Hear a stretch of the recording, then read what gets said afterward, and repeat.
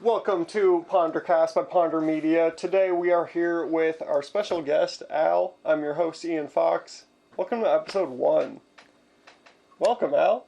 Thank you for having me. Dude, I'm absolutely. so stoked to be here. I'm so stoked to be doing this right now. Thank you for pursuing this venture with me at like 10 a.m. on a Tuesday.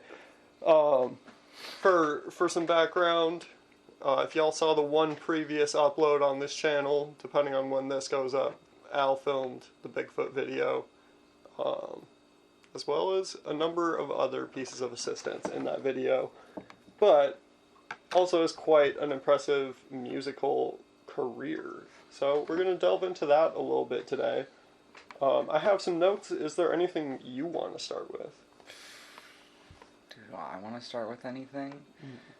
Not particularly, Word. honestly. Not particularly. Would you like to just introduce yourself a bit? Yeah, my name is Al.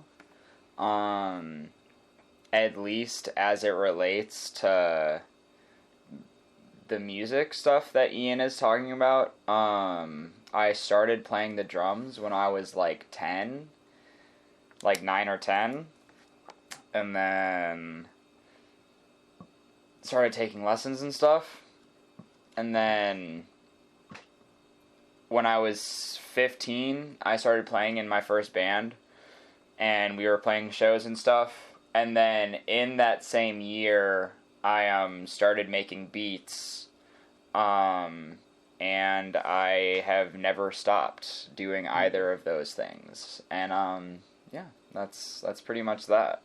Yeah. And I'm 23 now. Whew. So you're over a decade in on the drums. Yeah. And about a decade in on beats. Nearly, yeah. Getting there. As your own artist, from your Bandcamp page, you have 6 projects out. And I know some, like, singles are on there as well, and some have been uploaded and deleted over time. But as it stands today, you have 6 EPs. Yeah. Ranging from March 2019, which happened to be on your 19th birthday, Dirt Yep. from the Shovel, all the way up through Work for Hire, which came out this past April. One thing that I noticed looking at your Bandcamp that I hadn't really seen before when you had dropped the projects was that 4 of them have a range of dates detailing when they were created. So that's Toll, which came out on June 21st, is listed as containing songs from January 1st, 2020, day we watched Attack of the Clones. Yep. Through May 11th, Eustress is... Just a good September. Actually, Eustress does not have a range, pardon me. 30 said Christmas 21 to July 19th, 22, and that came out less than 2 weeks after, on July 30th. Yep. And Work for Hire came out on April 1st, ranging from May 2021 to February 2023. Generally, how long does it take you to kind of put together a project and be like, all right, this is a cohesive piece of work, and like, kind of what's your process in deciding what's going to be a loose beat versus part of an EP? Yeah. I'd say it just kind of... It varies depending on the nature of, like, what I'm trying to capture. So, like, my most recent release, Work for Hire, for instance, I see that in my head more as, like, a compilation than I do as, like, a project in general. Like, I very much made...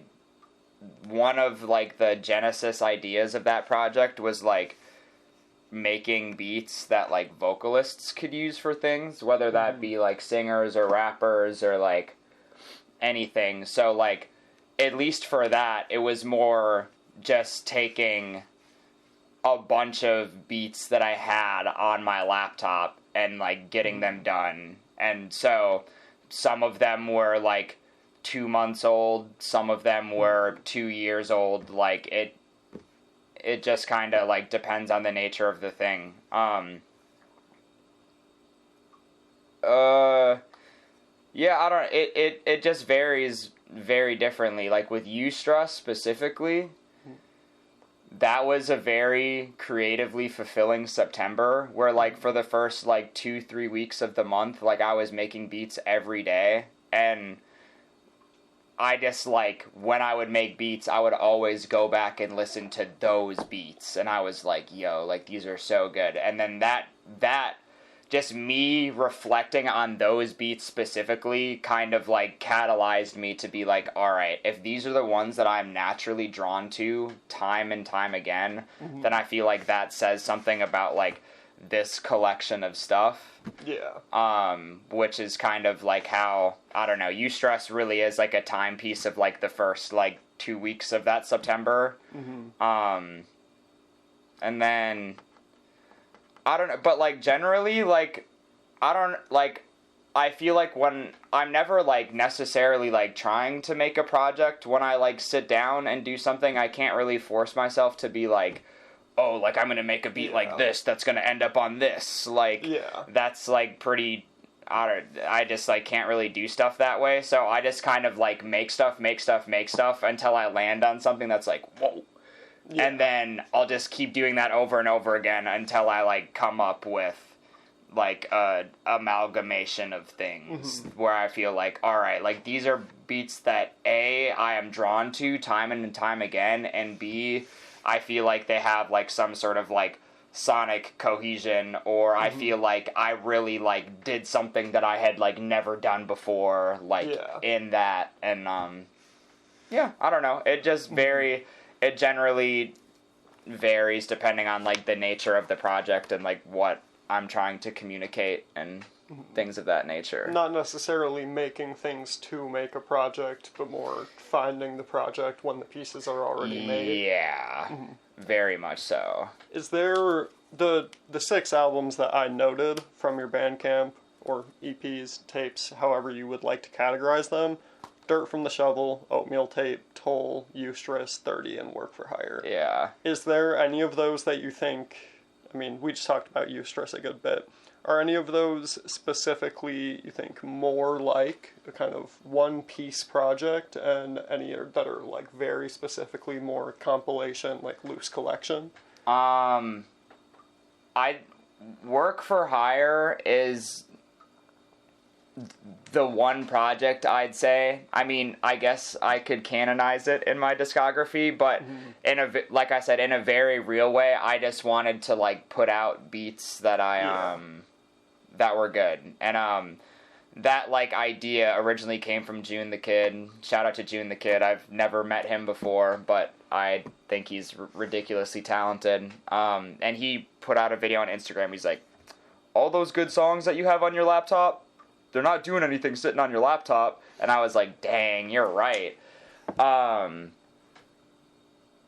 then when I initially made Eustress, it was kind of it was the idea of a compilation, but the more that project has, like, sat with me, the more that I was like, nah, like, that was a pretty, like, specific idea. Like, I don't know, I think all of my projects are, like, timepieces, and at least, like, for me, like, I don't know how other people interpret the work. I mean, not a lot of people talk to me about it, so I just, like, don't know. And I mean, honestly, like, that's, like, for other people and, like, not necessarily for me, but at least, like, with my projects, like, and certain songs that I make, like, I remember what I did on certain days, and, like, there are certain days where, like, life was happening, and then I just happened to make that beat on that day, and it's like, so for me, it's kind of tethered to that event or day. Yeah, very much so. And I'm finding that I'm, like, leaning into that more as I keep going and, like, putting projects together where, like,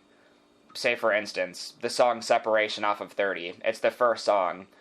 That's not, like, the craziest song ever, but, like, I know what that day was like, and I, like, woke up that morning and, like, immediately made that. Like, I made that on Christmas morning, like, by myself. Like, it's like, so I'm, like, leaning, obviously I still, like, want my songs to, like, hold, like, weight on their own outside of any sort of, like, more personal context, but I don't know, putting the projects together as a way for, I don't know, at least, like, it's a way for me to kind of, like, I guess, like, compartmentalize, like, certain parts of my life and just be able to, like, be like, yep, this is what the last X amount of months was like, and, like, this is, like... Kind of compartmentalizing time a bit yeah. through the music? Yeah. Absolutely. Yeah. If you wouldn't mind taking a bit of a step back in time to before there was ever any dirt in the shovel or work to be hired, so to say. So you mentioned you started drums at about 9 to 10. Yeah. And you said you were 15 when you started playing in your first band. Was that Diffuser you're referencing? Yeah. Word. Could you talk a little bit about School of Rock and your kind of intro to playing drums and when it turned into something that was like, all right, I want this to be a passion, even before it was ever any semblance of a career? Yeah. So I went to this place for music lessons called School of Rock. Not sponsored. Not sponsored. Has nothing to do with... This lore, man. Has nothing to do with Jack Black. So I went to School of Rock, and, like I said, I took lessons there, and they also had a program where, like, they put you in a group of people who were also all taking lessons, and y'all, like, played covers together and stuff. And, what's your favorite song you covered for School of Rock? Because I know y'all did some heaters. That's such a good question. The amount of songs that I'll mention, and then this man will be like, we did that in School of Rock, and it's like the craziest shit you've ever heard. Okay, favorite joints? The Pot by Tool. That song is crazy. It's a bunch of 15-year-olds playing Tool. Yeah, that one was really good. Everlong by Foo Fighters was really good. Classic. Ooh, you know what's another really good song? We did this song. I don't even know if I played on this song. Maybe I did. But we did this song called Lazaretto by Jack White. And that song is crazy. Those are just, like, the first three off the top of my head, but, like, that's a really good question, though, because, I probably did, like, at least, like, 100 songs, you know what I mean? So it's, like, I'd have to really, like, think about that one. Drill in that curriculum. Yeah. What kind of point of School of Rock, when did they put you into the first iteration of what would eventually become Diffuser? Because I know you were linked with a couple associated people prior to that band forming. Yeah, so, a lot of the people that I, like, do music stuff with now are people that I met at School of Rock, and then I have, like, extended, like, my arms and my branches or whatever, and I have, I, like, do music, like, with other people, too, that, like, weren't involved with that, but I met a lot of people there. But there was this one, like, program, and it was, like, it sounds, like, so pretentious, but it was, like, the advanced group, and, like, pretty much, like, you had to, like, audition to get in, and then it was just, like, people who were just, like, took their instrument, like, a bit more seriously, took practice a little bit more seriously. Yeah. Kids who weren't just taking lessons. Yeah, and that's how I met my friend Kate Melaniphy. Shout out to Kate Melaniphy. Huge shout out to Kate Melaniphy.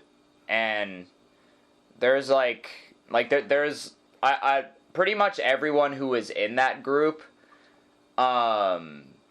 like still does music today in some capacity, and it's really cool because like all of us do pretty vastly different things, and like the little like niche that everyone occupies is like very different, but like nonetheless everyone like is still doing it. Like I caught up with another person who was in that group, Nico Hassapopoulos, over the summer. He's back in the cities, yeah?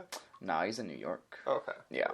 But I was in New York over the summer and I saw him, and he was telling me about like all like the grindcore bands that he plays in, but he's also like an insane jazz player and things of that nature. One person who was not in the advanced group, at least not at the time that I was in it, and it would be like sinful if I did not mention me meeting this person, but one person that I also met at School of Rock was Emily Schoonover, who plays in Bugsy, and I feel like a lot of musical opportunities and a lot of things that I've been able to do in music have been because of them, and like a lot of work that they did when no one was looking, and also just like their trust in me to just like be by their side when they like did it. So like, yeah, I didn't play with Emily at School of Rock in the same capacity that like I played with like Kate.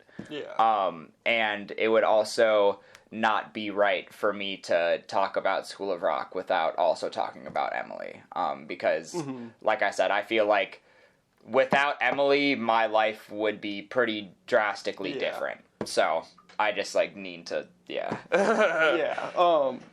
On that note, so you were, when did you stop doing School of Rock? Because my intro to like live music and well, my dad's a musician. I'd seen his shows and like I'd been to concerts, but the first time I was really like ever involved or exposed to the DIY scene in Minnesota was through you being a member of Sharon is Karen, which has evolved and changed over time into Bugsy. Yeah. But the common thread between those two projects is you and Emily. Yeah. So by the time we were 17, you and Emily were already playing together. Yep.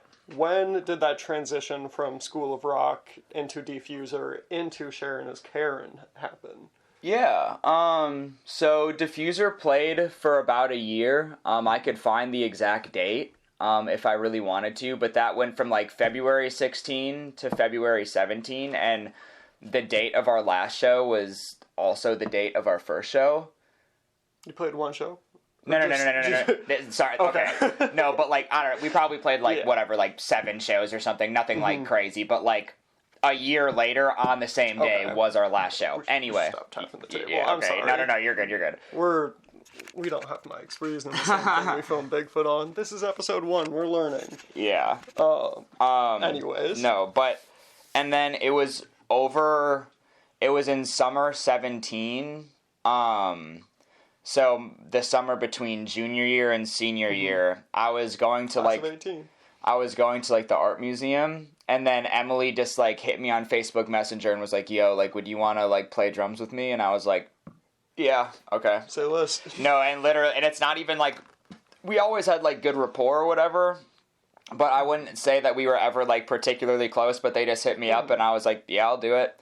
And then around the same time as when I stopped doing School of Rock, and like, there was just, like, one day where, like, my mom, like, came upstairs and she was like, Alex, like, it's time for lessons. And I was like, Mom, I do not want to go. Yeah. Like, I just, like, really didn't want to go. I know how to play the drums. Yeah. And, like, I still want to take lessons. That's something that I do want to do again eventually. But just, like, in the time, it just, like, wasn't really serving me anymore. And, like, every time I thought that I was, like, going there, like, I would just get, like, a little, like, heavy and... So I knew that it was kind of time to stop doing that. And then, I don't know, that ending also coincided with me and Emily playing our first show together as a duo and we were at the Zoo at that show. Yep. Kate Melaniphy was also at that show. So yeah, we played as a duo, and then subsequently, like, there was like a bass player that was like introduced, and then that's when we became Sharon is Karen. So it was kind of like a seamless, like, School of Rock ends, Sharon is Karen starts. Yeah. I think a pretty big piece of your personal lore that we haven't tapped into is you lived in Chicago for like 2 years. Yeah. You were part of another band down there, but also still a member of Bugsy and still interacting with Minnesota music. You were playing shows up here every now and then. Yeah.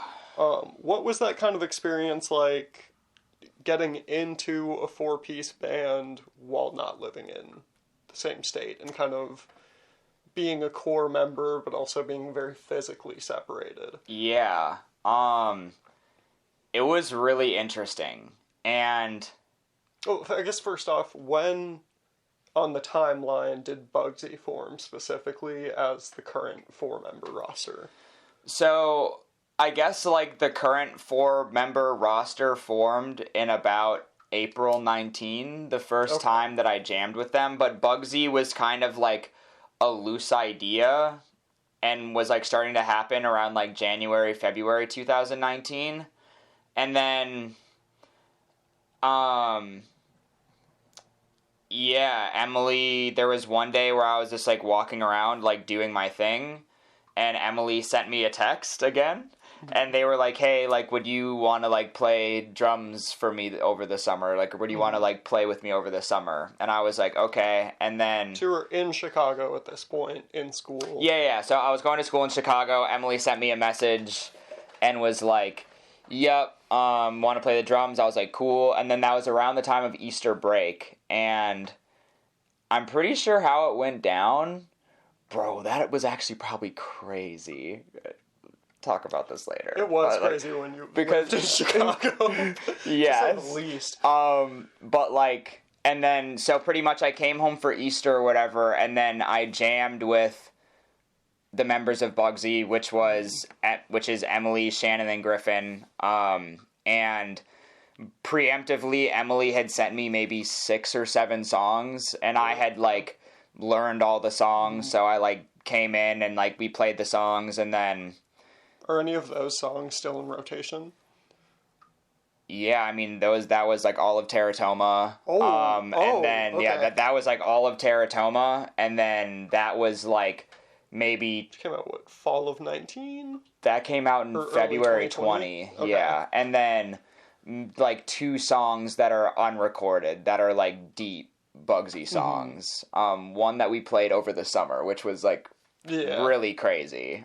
Because anyway, but so yeah, and then I came back. Well, we had that one practice, went back to Chicago, and then we played a lot of shows over summer 19, and yeah, it was definitely very strange. I don't really even know what Bugsy was doing in the time that I was gone. I don't know like if like how much they were writing. There was a fill-in drummer who played when I wasn't there, Colin Johnson, of Zippo Man.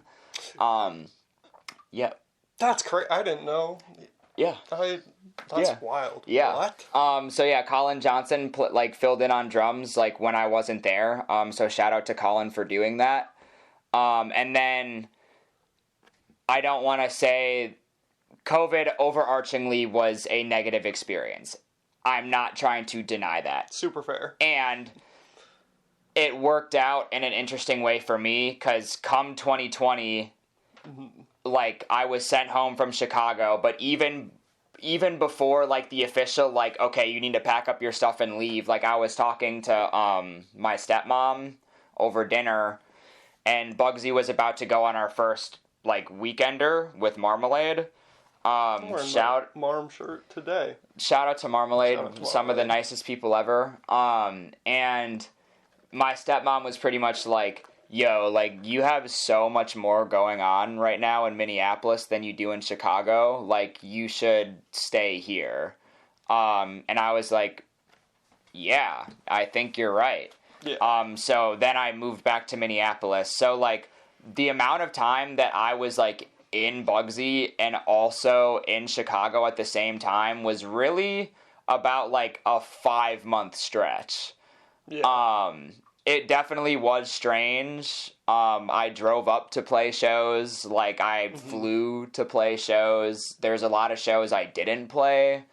But generally, I don't know. It was interesting. I feel like I could give you a more comprehensive answer if it happened for a longer period of time. But for the most part, like, I pretty quickly became, like, a Minnesota resident again, and then it wasn't even like a thing anymore, and it was just like we were just all together. So yeah.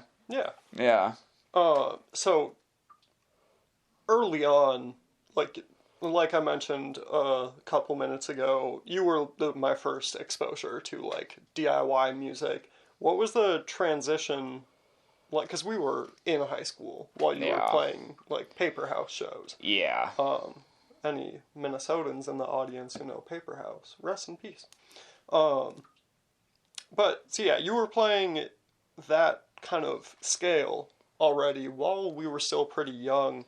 What was kind of your first? I mean, I guess what was your first house show, and comparing that climate to something like School of Rock that's more regimented and like, all right, here's your band, like here's what you're family playing. friendly. Yeah, versus like, all right, me and the homies are gonna pull up to this dusty ass house in Marcy and just like rip a set.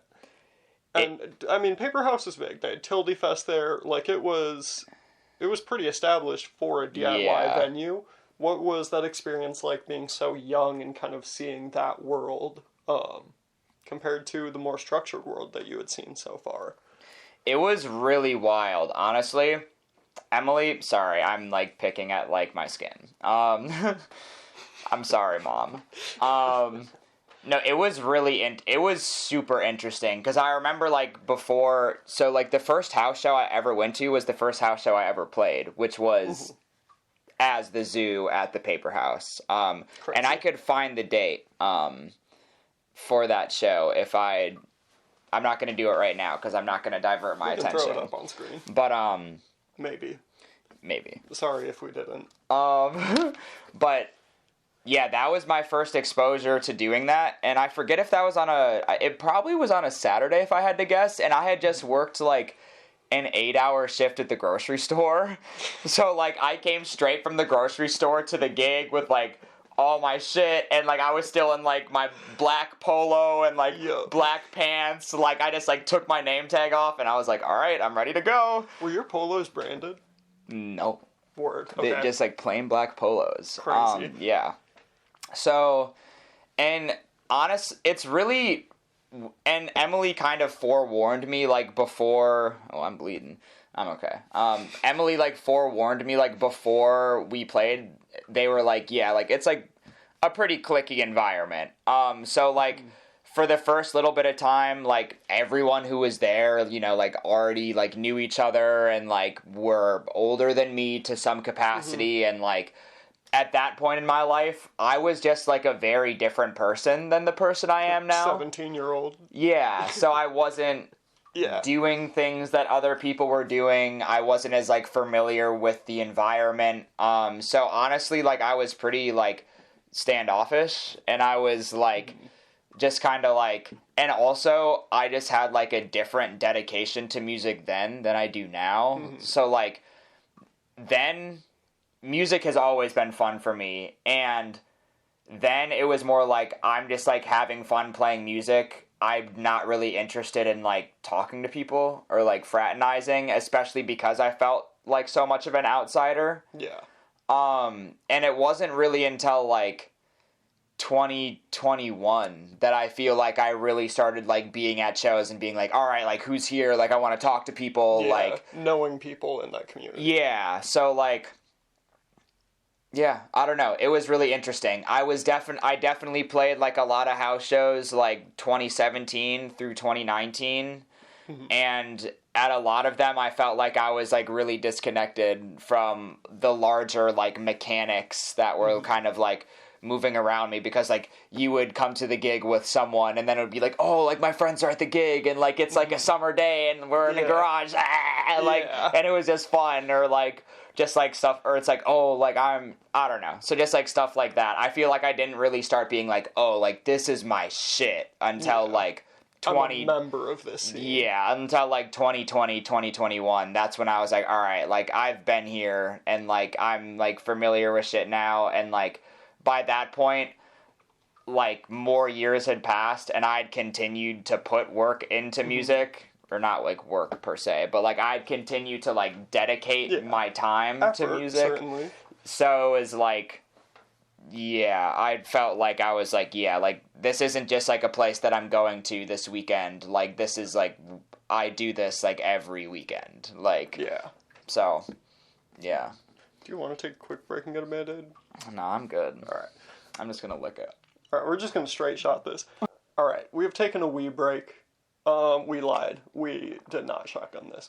So, to jump back to your discography a bit, whether it's these 6 EPs, speaking to your discography as a solo musician, independent of your work with a number of different bands, is there any of these 6 projects or any singles or like non-project releases that you would like to kind of go in a bit more depth on?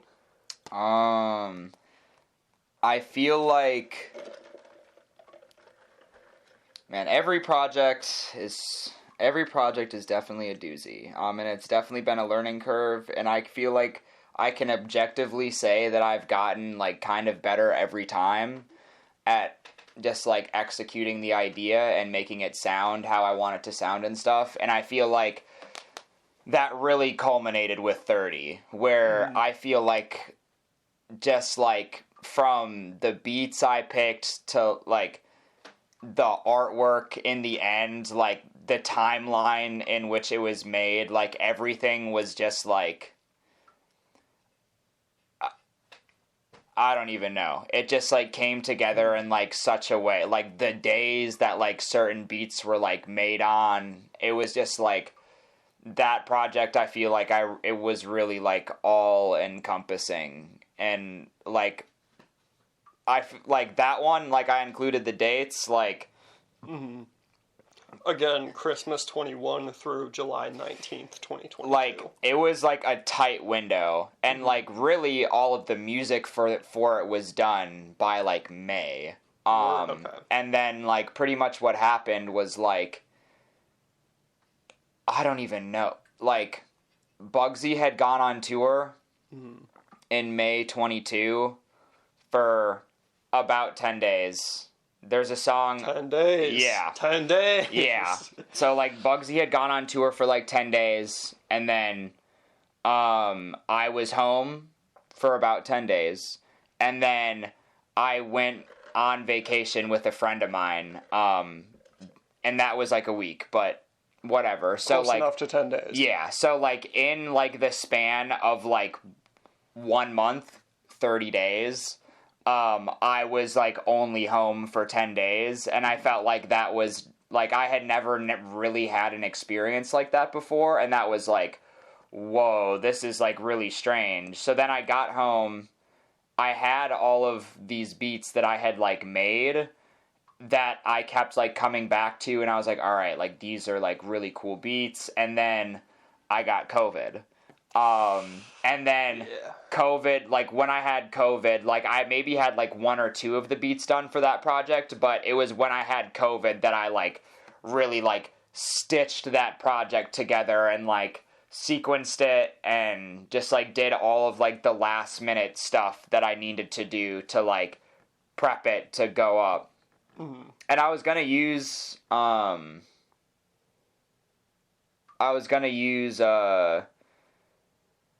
like a different picture for the artwork, just like a random thing.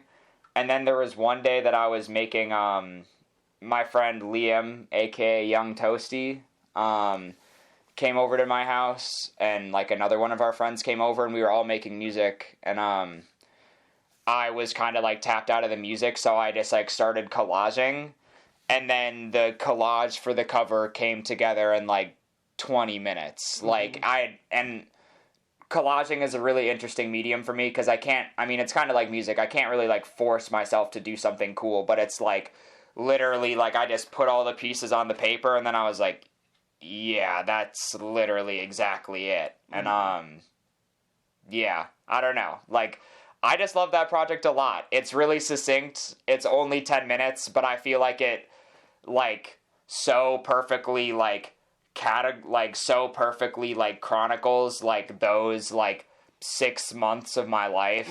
And, yeah, I don't know, definitely, like, and going back to what I was saying earlier, like, I can, like, go back to that project, and, like, I just, like, remember what that time was like, and it was fucking sick. Like, It was fucking sick. Like, I feel like I really, like, hit the mark in, like, in a way that I haven't really, like, hit. I feel like that is, like, my favorite attempt at, like, hitting the mark compared to, like, all of my other projects. And all of my other projects definitely did do that when they came out, but, like, over time, 30 has proven itself to be, like, yeah, like, I feel like I really, like, did something with that one. Like, I really like that one a lot. You talked about being on tour for a sec. Notably, Work for Hire came out on April 1st. Not immediately after, but relatively shortly after that, you were gone for over a month on tour with Skating Polly as a member of Bugsy. what was that experience like? And in a greater sense, what has touring kind of done for you musically?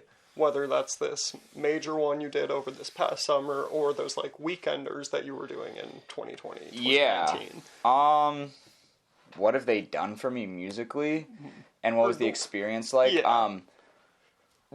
Going on tour with Skating Polly was super fun. And I'm unbelievably grateful and thankful to have been in the presence of people who were so generous and so caring, and people who were just like genuinely very nice.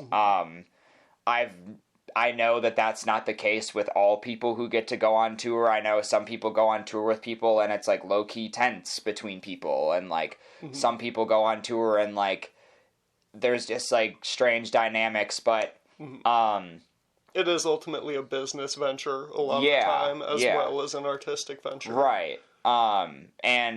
But going on tour with Skating Polly was really cool. Emily was in a band in high school in which they played with Skating Polly. And so, like, they've known each other for kind of a while. They've known each other for a while. And then we played a show together on 4/20 in 2022 at the Treasury, which doesn't exist anymore.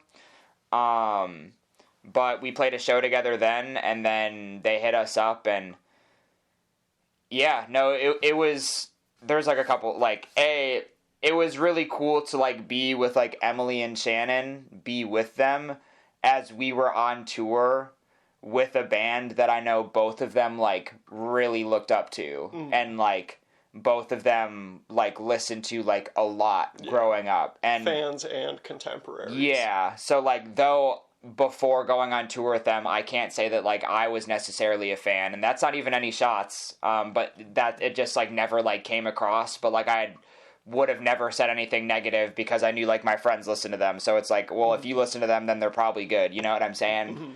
But and then like I said, like additionally, like they were like super generous to us, and like we like B&B'd together, and like they like bought us food, and like there was times when crazy stuff happened on tour, and like I know that like if I wouldn't have like been with them, then like things would have been way harder for me, like, so it was definitely really cool, and it I don't know, it just like really opened, I don't know, it was just cool to like travel around and like see other places, and also see how like music,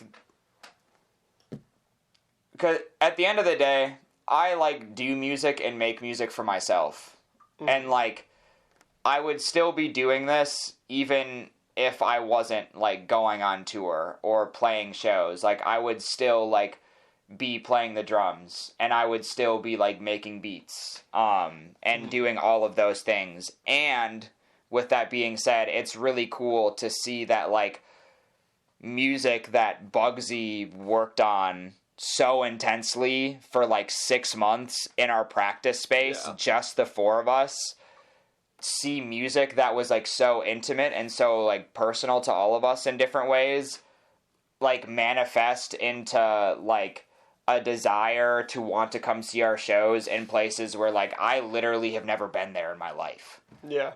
You know what I mean? Like I have never been to like New Orleans. Yeah, I mean, literally, like I haven't like, it was like New York, like literally anywhere, like Cambridge, Massachusetts, like I don't know why that show came to the top of my head, but Massachusetts rocks. Dope ass state. Yeah. So it was really cool to see like music like manifest in that way, and it's really like encouraging for me now. Because, like, I have, like, a day job, and I don't know, I hope in, like, 3 years, I hope in, like, 3 years, like, I won't have to have a day job anymore, and... So real. You know, crossing my fingers, but, literally, though, so it's, like, that was just, like, really encouraging, and being like, okay, so, like, I've done the things that I needed to do to get here, and this is like literally only like the tip of the iceberg, so I need to like keep going. And also in just like a larger sense, it's fun to like travel and also play music, because it's like you get to see the country. Yeah, like I'm like, and the thing is too, it is pretty distinctly different from just like going somewhere on a whim and just being like, oh, I'm just gonna like take a trip for a couple days, because it's like, nah, like go see the city. Like, nah, like I am obligated to be in Kansas City in like 6 hours, so I need to drive there right now. Or just like, for instance, like stuff like that. It's like, it's not just that I'm going there for the fun of playing music, like I am obligated with the group of people I'm with to go to this place. Not necessarily sightseeing and having a pretty strict schedule. Yeah. And a lot of the time being in a place for like a couple hours. Yeah. I'm glad you mentioned Kansas City, because I know that one was pretty big for you. Yeah, bro. Shout out to Farewell. Shout out to Internet Dating, Nightosphere Flooding, Doomsday.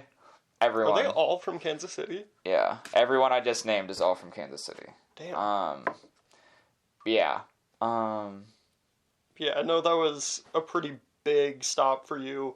Was there any scenes where you were like surprised that people knew Bugsy, or like ones that kind of stood out as like, damn, like y'all are listening to this? Y'all are popping out? Bro, the one place that I talk about all the time, probably like my favorite show that we did on like the Skating Poly tour, is we played at Will's Pub in Orlando, Florida. And there are so many awesome pictures of me from that night. That night was crazy. I watched the sunrise. I played like a couple games of pool by myself at the Airbnb when everyone was asleep. Billiards legend. Yeah, but we haven't even broken the surface on billiards. Don't even, bro. Next episode, thanks. Yeah, but like that show was particularly fun because it was like, we pulled up, it's like, oh, like Will's Pub, like this is like what it's called, Will's Pub, like very unassuming name. Like we walk in and it's like a bar situation. We're like, all right, like what's this gonna be like? And you know, there was like a lot of the people there like were for Skating Poly, and before doors even opened, there was at least like 75 people waiting outside the door. And it was like 100 degrees outside. So like they were, and it was like July 10th or something. Like it was literally like people were like sweating their ass off, like waiting to get to the gig. And yes, like while like Skating Poly was like the main like draw of that, like people also definitely came to see Bugsy, and like people know the words to like Hard to Breathe, and it's like, you know what I mean? And so like, but like I don't know, that show is like specifically highlighted just because like the energy at that show, it was all just people who were genuinely so excited to be there and like see music. And like, not to say that like the other shows weren't like that, but like it was just such like a wholesome vibe in the crowd, and like and like people went ham for Skating Poly, and people also went ham for Bugsy, and it was really cool because it's like, bro, like I literally like don't live here, like this is like the opposite corner of the country from where I am, like, you know what I mean? So like, and that just like took me off surprise, because it's like it's so far south and so far removed from where we are, but it was like, dang, so like things like it's just crazy. It's like, dang, like I didn't know that like people like had it going on in Florida and like felt so compelled to like come to the gig. That was a real tight show. So kind of on the note of moving with Bugsy as a group, but also getting to move with this band that like has toured a lot and kind of, you know, done the stage that you're at, being surrounded by people who are motivating you to do music. Maybe it's not super fair to you or to Kate to link yourself and Kate Milanofi so closely in my mind, but from my personal experience with both of you, you are two people who are like forever connected for me. And I know, I mean, if y'all don't know Kate Milanofi, you should. But stream rock everywhere. Stream rock for real. Steven and the Cat go so crazy. That's But a good song. I guess specifically with Kate, because I know they've played a pretty significant role in your musical timeline, Bro. but also just like other people in the cities. What's it like kind of having friends who you're also reliant on artistically or inspired by artistically, and kind of how does that affect those relationships when you're kind of moving in those two spaces at once? It's super sick to have people just to work alongside, and people who I consider like so close. Yeah, like every musician, or maybe not every musician, but I spend like a healthy amount of time like doing music in my room by myself when no one's listening except for like you through the walls. Yeah. Like, and For context, we're roommates. We're in our apartment right now. Yeah. But like, and I spend a lot of time doing that, and that's fun. And I mean, at least like for my own like solo work, like a lot of the best things I make are when I'm just by myself and no one's looking, and I just kind of stick my head up after like an hour and a half, and I'm like, oh, like I just did that. And working with other people is just like inherently motivating, because it's like, okay, if we get together and we said that we're going to play music, what are we going to do? Sit here and just talk? Like, we're going to be salty if we didn't come here to like do space. Yeah, no, literally, like we're going to be salty if we didn't like come together to like do the thing that we said we were going to do. And like I feel similarly like about the aforementioned Young Toasty, aka Liam. It's like, it's like ultimate motivator. Literally, it's like, shout out. Yeah, like I could make beats in my room alone like all night if I wanted to, but like after like a little bit it's gonna be like, all right, I kind of wish I was like talking to someone, or like I just had some company. And then like, but like when Liam's in the room and he also does it, it's like I might get tired or something. I'll be like making the thing and we'll just be like talking, and then like I'll be like, all right, I don't know what to do, and he'll sit down and like he'll do it. Like, it's just, he will not let you quit. No, like he'll just be like, it's like always like on to the next, and like there's always like new ideas. So like, it's really, I'm personally. That was tough. I know y'all can't see the trash can, but you wish you could. Yeah.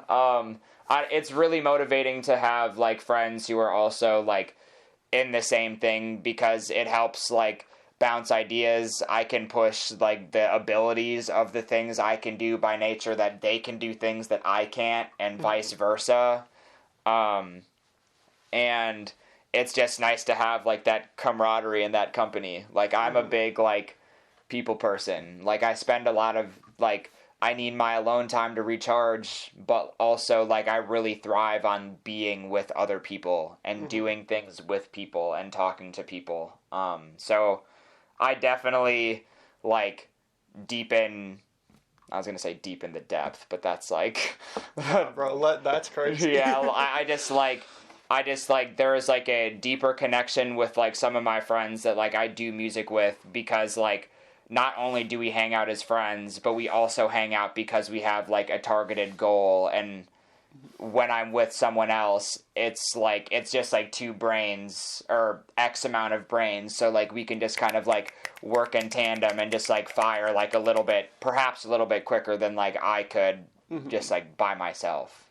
When working in a setting where it's either you're working on your own stuff with Liam, or playing with Kate, playing with Bugsy, playing with the Briefly Gorgeous, how differently do you find yourself thinking about what you're playing, kind of based on that context provided by other people? Dude. Because Kate and Bugsy, speaking on Kate Melaniphy's solo project, Kate Melaniphy, Al Drums, given that sonically that project is pretty different than Bugsy, to some extent the Briefly Gorgeous is as well, and your personal stuff is very different. Yeah. How do you kind of find that expression changing based on the people that you're surrounded by? At least when it comes to playing the drums for me, this is kind of how I always looked at it when I initially started playing. When Emily first asked me to play, they literally could have asked any drummer that they knew. They probably knew, like, okay, they probably didn't know, like, a million drummers, but, like, they probably knew at least, like, 2 or 3 other drummers that they could have asked, but they asked me. So, like, my thing is, like, I am trying to complete the puzzle that you're providing me in the best way possible, and I am trying to, like, complement what you are doing so meticulously and so, like, flawlessly. Like, there's no, like, right way to do music, and that's not what I'm trying to say when I say this, but, like, when, like, Emily, like, played, like, a riff on the guitar, I'm like, I know there is, like, a right way to do this. Like, I know that, like, it might take me, like, 20 tries to figure it out, but, like, I know that there is, like, a way where I can play something that does what you're doing, and it will, like, make this be, like, actually, like, the best thing ever. So, really, I feel like my playing just depends on who I'm playing with. Like, when I'm playing with Bugsy, I write my drums to fit Emily. Like, I'm not thinking about really anyone else, to be honest. Like, I'm trying to, like, lock in with Emily as, like, we are, like, a 1-2 piece that's, like, and then, you know, I start snapping onto other people. Same thing with Kate. Like, when Kate and I first started jamming, like, it was, well, okay, so when Emily and I first started jamming, it was just us two. And similarly, like, when Kate and I first started jamming, it was just us two. So, and working with Kate was also crazy because they primarily play the piano, though they do play the guitar and bass, and, you know, one of the most talented people. Oh, God. Like, literally, like, but they played piano, and that was, like, inherently challenging because I had only really written drums to, like, guitar. So it's like, okay, like, the same tropes that I fall into aren't gonna work because this is a different instrument, and, like, I just need to be a little bit more crafty, but ultimately the objective was the same in that I'm trying to, like, perfectly fit, like, what the fuck you are putting on the table in front of me. I haven't had a large, not a lot of experiences with, like, directly writing with the Briefly Gorgeous yet, and I feel the same way, where it's like, I hear what Kaylin is playing on the guitar, and I'm like, alright, like, I want to match, like, I, like, want to lock in with you, because, like, you are the one who is writing the song, and, like, you are the one who would, like, is providing the core idea, so I'm trying to, like, tap into you, like, as closely as I can. And yeah, with doing my own shit, I just don't have to worry about anyone else. Yeah. So I literally just, like, whatever just, like, catches my ear, I'm just like, alright, like, let's go. And then I just, like, kind of, like, scaffold it all, like, from the ground and do all that shit. But yeah, no, I mean, it really just depends on who I'm playing with and, like, the source material they provide me, and I just try to, like, fit the key, like, as best I can. Is pretty much, like, the best way I can, like, explain it. It's interesting that you saying it feels different to write drums to Kate because they largely play the piano. Because I feel like, I don't want to speak too much on your behalf, forgive this question, but when you're producing on your own, often, you know, I'll hear a loop for an hour. Like one melodic piece, whether that's something you play on the keyboard or the guitar or bass, or something that you sample off a record. Yeah. What's the kind of difference like between writing drums on machine to a sample versus writing songs on a drum set where that sample is someone else playing? Yeah. They can be a bit more fluid and there's communication between the two of you. Yeah. Whereas with a sample, it's you fine-tuning something that already exists. That's really interesting. I feel like me programming drums and me playing drums used to be, like, kind of separate things, and, like, the longer that I do both of those things, like, the more that I see, like, how I play drums informs how I program drums, and how I program drums inform how I play drums. Ultimately, it's all percussion. Yeah, I mean, at the end of the day, because like when I'm like programming the drums, like I'm looking at the computer and I can see like, okay, like this like little like 2-bar loop, like blah blah blah, and or like I don't. It's kind of hard for me to like put into words like exactly like everything that like how those like interactions happen, but I do notice that like over time it's like, oh, like I tried like this little like drum thing like when in this song that I played, so like maybe I can try to like do something like that like in like a beat, or like maybe there will be like a certain like motif that like I return to like in beats a lot, and then like I'll like incorporate that into like how I play the drums. And I don't know, it's very it's definitely interchangeable. And also like it is worth noting like the drums are the only instrument that I play like fluently too. So like when I'm like making like beats and stuff, it definitely is like way more rigid because I'm less musically inclined to be like, oh, I have this like little tangential idea, so let me just like play it really quick. Like I can't really do that. So I just try to like, I mean, kind of what I was just saying, like with playing with other people, like I try to lock in and just have like the most vicious like 4-bar loop I could possibly have, and or like the most vicious like 8-bar loop I could possibly have. I don't know. Every process is different. I don't sit down every time and I do it the same way. Like it happens like a variety of ways, and I come to like my conclusions in slightly different ways every time. But yeah, no, it's being largely a rhythm section guy in live bands, but also self-producing your own work using samples and your own playing. Yeah. Given that you don't feel you are fluent in the keyboard or the bass, but like those are tools you use in your own beats. What's that kind of experience like, moving from strictly percussion and live settings into like, all right, I need to make a bass line for this. Like I gotta cook up this melody for this beat.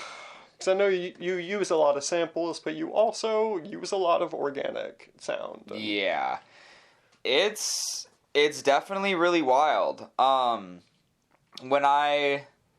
So like I didn't really like talk about this in like my introduction or whatever, but like around, it was like slightly before, probably like a year and a half before I started making beats, I like started to get into the piano.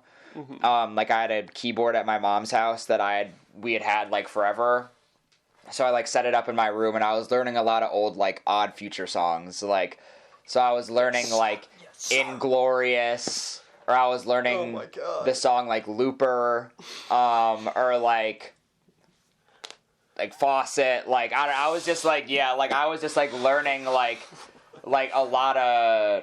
I was learning like all caps, like just like literally. And so like I started like messing around on there, and like I had gotten like one very rudimentary like music theory lesson from a piano teacher, Joe Maffei.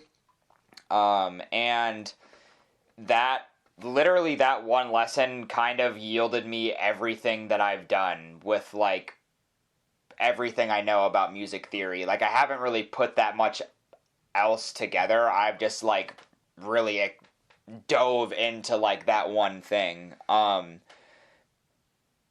don't know. I'm all right at it. Like I'm definitely like a passable like I'd say like I'm a passable like producer and things of that nature. I can definitely feel that I'm at a point where I want to dedicate more time to like playing piano and to like playing guitar and stuff like that. And like I knew that if I really want to be as fluent as I want to be in those instruments, I need to dedicate a lot of time to it. And at least for me personally right now, I'm trying to divert my energy towards like making an album. So as yourself? Yes. Cool. And I don't know. I feel like I'm starting to get to the point in producing where I can feel how my limited fluency in other instruments is starting to hinder my beats in some capacity. Because ultimately, like, the things that I program can only be as, like, colorful and can only be as, like, flashy and can only be as, like, nuanced as, like, I can make them as the player. And yeah, like, I could program them that way, but I also want to be able to, like, sit down at a piano and just be like, like, I want to be able to do all that shit. Yeah. So, yeah, I don't know. Like, I'm definitely, like, really proud of, like, where I've, like, come, considering, like, I haven't really had any piano lessons in my life. Like, I just went for it and, like, learned and just, like, honed what I knew and, like, got better at it and stuff. And soon I'm, like, I mean, also the thing is, like, music is the long game. Like, and I know, like, we talk about this, like, literally all the time, but, like, by the time I'm 50, like, I want to be, like, fluent on, like, piano and guitar and, like, the flugelhorn, and, like, it'd be tight if I had, like, a mini, like, vibraphone or something. Like, I want to play a lot of instruments, but just the ones that I had, like, drums were my main focus for, like, 7 years, and then for the past, like, little while, like, I feel like I've been pouring, like, a lot of energy into just, like, trying to get good at, like, making, like, the best beats. And I know eventually another instrument will present itself, and I'll, like, get lost in it and be able to do that. And then with that comfortability, I'll be able to go back to the other, like, to the beats and be able to, make something that I couldn't have made had I not practiced to be able to make it. Yeah. Yeah. I don't know how that answered that question. I'm just like... we are coming up on close to an hour. Yeah. Is there anything that you want to kind of use as a closing statement for, like, what you would like people to know about either you or your music or just, like, artistry in general? Me or my music or my artistry? Man, that's a really good question. I guess I can say for anyone who is watching this that does listen to my music in some capacity, if it's regularly or if you literally just listen to it, like, one time the day I dropped it. Or on SoundCloud from the link in this video's description. I appreciate you for listening. I do this shit for me. And I do it because I have fun doing it. And, I hope that, like, comes through in, like, whether it is, like, in my beats, or if you see me play with Bugsy, Kate Melaniphy, or the Briefly Gorgeous, like, I feel like if you watch me perform, you can tell that I'm having fun. Because I genuinely love to do this shit. So... I do this for me, and I don't know, like, I don't even really think that hard about it. It all just kind of, like, comes out, and, I don't know. I guess I can take this time. I know I alluded to it, like, 3 minutes ago. I'm very slowly and surely working on an album of mine. There was, like, a hot second from, like, 2021 up until now where I feel like I was, like, dropping like crazy. Like, from 2021 to 2023, I have 4 projects to my name. Because I feel like there is kind of, like, a spirit about that, particularly in, like, hip-hop, where there's some artists that are just like, yeah, nah, I'm on your head. Yeah. And, like, I kind of was on that a little bit. Like, I just wanted to be like, bam, bam, bam, bam, like, look at all this shit. But... I kind of want to, like, step back from releasing my own music, for at least a little bit, because I'm trying to work on an album. It's in a very developmental, very early base level stage right now, and, like, the few ideas that I have floating around right now, I really like, and, I'm just excited for that to happen. So that probably won't happen for, like, another year. Like I said, I can't really force myself to do anything. But it's coming, though. Yeah, you've heard it. You've heard, like, all the joints. Like, and it's really cool. So, yeah, I don't know. take care of your people. Take care of your people. Love what you do. If you have the ability to do that. Yeah. Yeah. Well, sweet. Well, first off, thank you so much for running episode 1. For sure. For y'all, there will be more, and hopefully with slightly differing production quality. But hey, we work with what we have. It's all DIY. It's all good. Bugsy EP coming out November 19th. What's the title? 15th. 15th? 15. Yep. What's the title again? Yeah, Bugsy EP. Now I spend all of my time alone. On got 3 singles out so far? Yep, 3 singles right now. Bugsy, Now I Spend All of My Time Alone, November 15th. 6 new joints. It took a long time for Bugsy to get to the place where we can even put out 6 songs. Like, there's a lot of baggage with that, but it's going to be awesome. And if you happen to live in the Twin Cities, we're having our release show at 7th Street Entry on December 8th.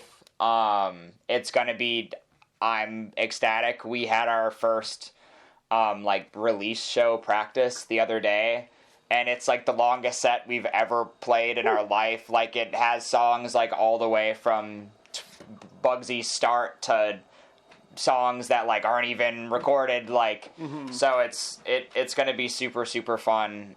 Super proud of that music, super proud of us for persevering. Yeah. This has been episode 1 of PonderCast. Thank you so much for watching. Hope you found something interesting, insightful, or... I used a phrase of 3 in the Bigfoot video, and now I can't remember it. I hope you found something either interesting, informative, or insightful. It was informative! This is episode 1. Maybe we'll have a script further down the line, but we made Bigfoot, we made this, we're chillin'. Subscribe to Ponder Media. Please like this video and share it with your homies. Ponder Media. Hold on, do you want me to do a thing like Joel did? I'm gonna just put Joel's clip at the end of every video. Y'all are gonna see it right now. You are watching Ponder Media.